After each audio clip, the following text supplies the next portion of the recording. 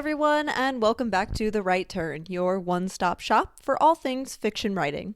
I'm your host, author Jordan M. Griffin, and today we're going to be talking about When Characters Can't Go Back, Writing Irreversible Change. But first, here's the updates you might have missed for the month. Ballad of a Broken Songbird has posted 2 new chapters, now up to chapter 32. You can read that on Patreon now, or for free on Royal Road on April 26th. 3 new craft articles have gone up on Patreon also, and those are free to read, so I highly encourage you to check those out. The most recent one is When Should Violence Change a Character? In addition, the newsletter went out at the beginning of this month, where I talk about how to plot with tarot cards, which is something I've been doing lately for the D&D campaign that I'm running. If you want to hear fun writing tips and anecdotes, I highly encourage you to check that out. That and all the other links will be found in the description of this episode. So, irreversible change. What do we mean when we say that? In writing, it's often called the point of no return. This point is an integral step for storytelling. Change must happen in order to affect your audience, and the only change that truly matters, that has the kind of impact your audiences will feel, is permanent change. To illustrate what I mean, let's do a deep dive into a character who has a huge point of no return, Anakin Skywalker. Anakin makes many mistakes over the course of his time as a Jedi Padawan, Knight, and General. He steals a ship, disobeys the orders of his friend and master Obi-Wan Kenobi, and even gets married, just to name a few. However, none of those events represent Anakin's point of no return, because none of them represent a fundamental change to his character. Stealing the ship happens a couple times during the first 3 movies, but we'll talk about the big battle on Naboo. And according to the events of The Phantom Menace, stealing that ship isn't even Anakin's fault. He's trying his best to stay alive and to help his friends against the Trade Federation. Stealing the ship actually helps him achieve both of those goals. He's even recognized as a hero at the end of the movie, so no harm, no foul.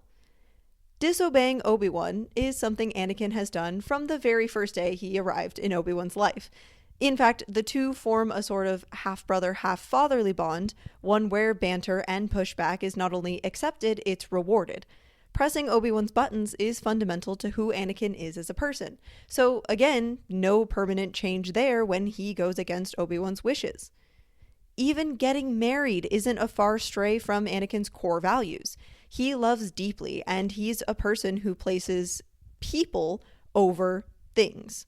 So he's never been someone who puts stock in large systems and their rules. If anything, getting married was always an inevitable step in Anakin's journey.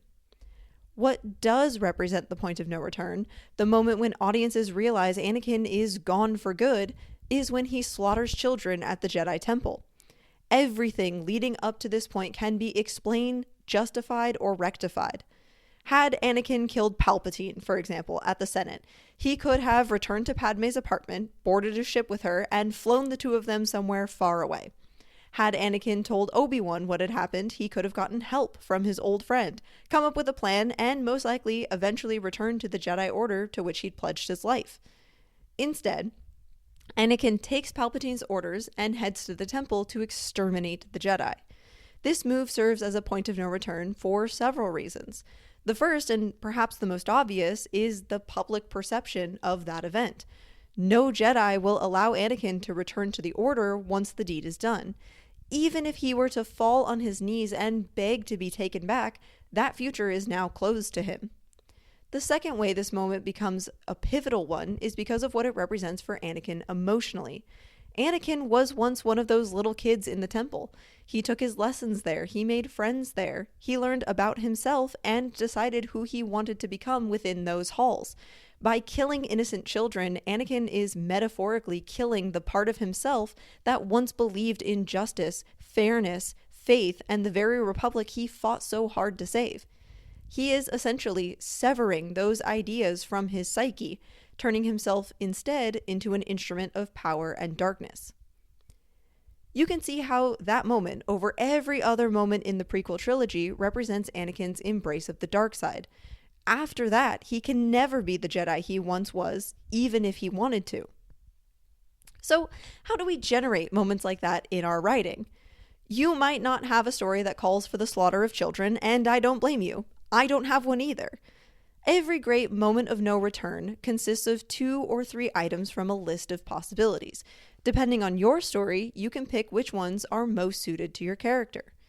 It's also worth mentioning that a point of no return does not have to mean that your character is falling to the dark side.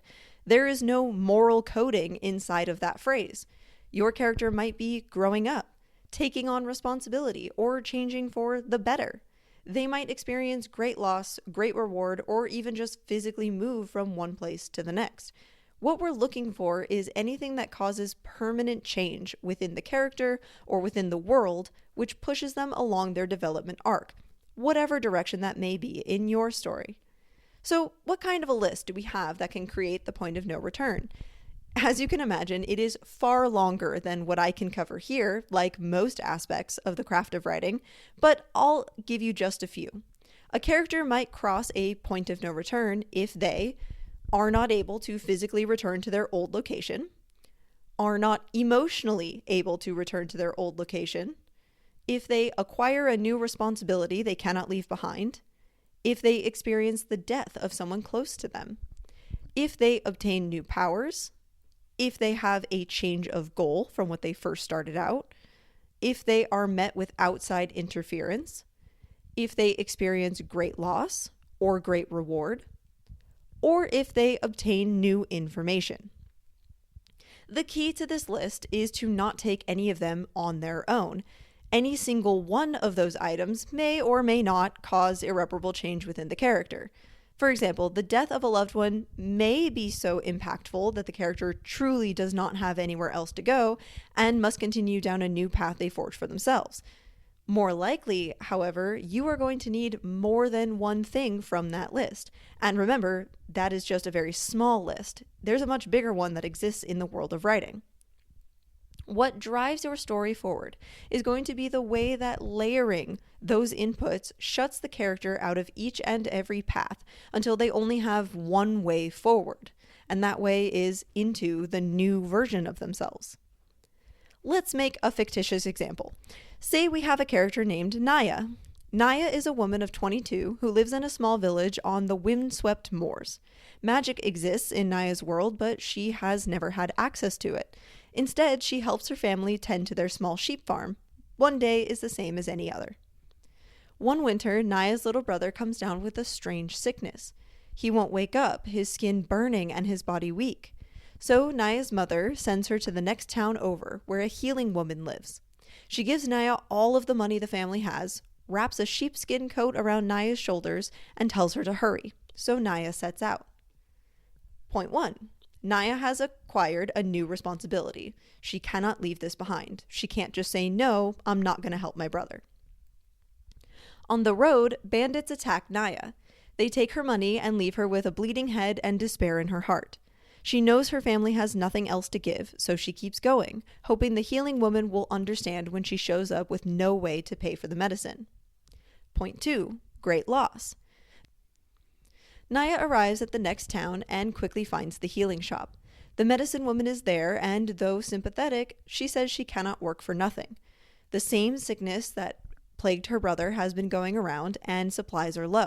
She proposes that Naya can work off the cost of the medicine if she runs an errand. Naya asks no questions before agreeing, feeling that she has no choice. So the woman bundles Naya against the cold, hands her a cloth-wrapped package, and instructs Naya not to open it. She tells Naya the address to take the delivery to, and Naya goes. She arrives at a manor house, something big and beautiful. She is led into a sitting room, more fancy than anything she's seen in her life. A few moments later, the master of the house arrives. It's an elderly woman with silver hair and eyes sharp enough to cut. Naya realizes this is the Duchess, the richest woman in the surrounding lands with a reputation for cruelty. With shaking hands, Naya surrenders the package, making every excuse to leave the house as fast as possible. Naya is walking back through the snow when the entire house goes up in magical flames. There are no survivors. So what are we left with? Naya's brother is still sick. She still has no money. The woman she thought was going to help her is a terrorist. Naya was seen traveling down the road towards the house, so it's very likely she will be framed in the murder. She can't go home, can't go back to the city, and still somehow needs to get the medicine.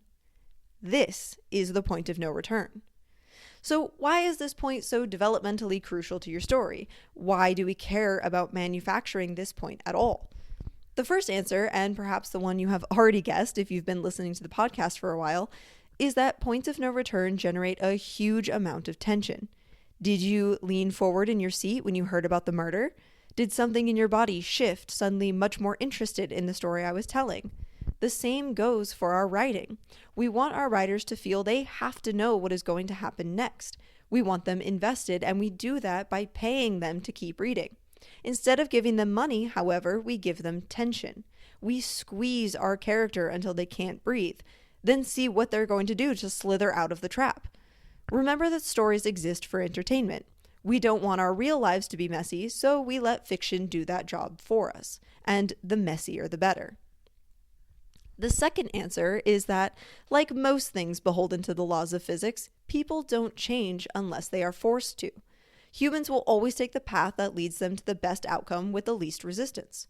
If it were possible, Naya would have walked to the town, bought the herbs, then go home and help her brother. That's what she wanted to do. That's what we would have wanted her to do if she were our friend.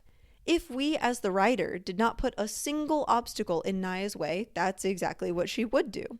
Instead, we need to remember that we have made an agreement with the reader. This character that we have put in front of them will not end the novel standing in the same place they started. Metaphorically, of course. It's an unspoken rule, but it is absolutely non-negotiable. Therefore, points of no return represent the end of one phase and the beginning of a new one in storytelling. Stories don't have to follow a specific structure, although there are some common ones that occur over and over again. You may have heard of the 3-act structure, the 7-act structure, the hero's journey, or even the reverse chronology plot. No matter what structure you're using, whether it's one that has a name or one that is unique to your novel, there are going to be phases which the character must go through. Naya's story falls into a plot structure known as Freytag's pyramid. This is the one most of us who took English literature would recognize, the lopsided triangle with labels such as inciting incident, rising action, climax, falling action, and resolution. If you're not familiar with the pyramid, I will add a link in the description of the episode so you can look at it and read a little bit about it. Every time Naya moves from one phase to the next, doors must shut until there is no possible way she can go but forward into the rest of the story. Which part of the plot structure you are at will determine how much and what kind of squeezing will be done to your character. The part of Naya's plot that I described, where the manor erupts in magical fire and Naya realizes she has become an accomplice to murder, represents the moment inciting incident turns into rising action. In this phase, we need to push our character into a place they are either deeply unsure or deeply uncomfortable. For Naya, it's that combination of fear of persecution, moral guilt, and love for her family that is going to push her into whatever happens next. Naya cannot simply buy the herbs and go home now. She is hip deep in new circumstances that are going to force her to pivot. What about the next section, rising action to climax? This is when you want your squeezing to focus on larger change and the internal state of the character. The world cannot stay the same as it has always been. So for Naya's story, that might look like the terrorist cell. Either it needs to be rooted out and defeated, if this is a standalone novel, or perhaps it rises to a more different, dangerous level, if this is a series. Naya needs to decide, or be forced to decide, what actually matters to her, and make a hard choice towards that decision. For example, what if the only way to save her brother was to join up with the medicine woman and their faction of magical murderers? What would Naya do? Is her brother's health more important to her, or her own personal morals? Either choice is interesting, and either choice can carry the story. She just has to choose. Climax to falling action should come with loss, and this is going to be the internal point of no return. This is going to mirror Anakin's point of no return. This is when something shifts inside of the character. So something needs to be surrendered or taken away forever in order to cement this phase of the story. For Naya, I would play this as taking her brother away from her one way or the other. Either Naya returns home with her honor intact. She's penniless, she doesn't have the medicine, and she watches her brother die. Or she chooses to go back to the medicine woman and work with her, thus securing the medicine for her brother, but when she goes back to her family, they won't see her. They're disgusted by the choices she made and tell her to leave the house and never come back. She loses them either way, which means she cannot return to where she was at the beginning of the story. That happy, blissfully ignorant family is gone forever. Then we have falling action into resolution. This is where we can start to give the character some kind of peace or reward, even if there is a part 2 to the story. If you're working with a standalone novel, you're going to want to tie everything off with a nice bow. Leave the reader satisfied that these characters have no more change or growth left inside of them. If you're working on one installment in a series, you still tie that bow, but you leave a nice long string that you can yank at the beginning of the next novel. For Naya, let's say we're working with a series. My point of no return for this section of the story would be Naya accepting the work of the group she has joined. She secures the medicine for her brother, she grieves that she cannot see the family anymore, but she turns and she starts a new way forward. Perhaps she starts to see that there is some validity to this group, even if she does not condone their methods. She becomes an apprentice to the medicine woman and opens a new chapter for herself in the city. No matter what deeds dirty her hands, she knows that her brother is safe, and that is enough for her. Resolution, but with a quick release cord.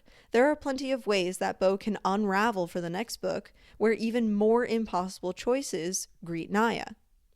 No matter what your story looks like, remember that change must come with cost. The higher the cost, the more permanent the change, and the more interesting the story.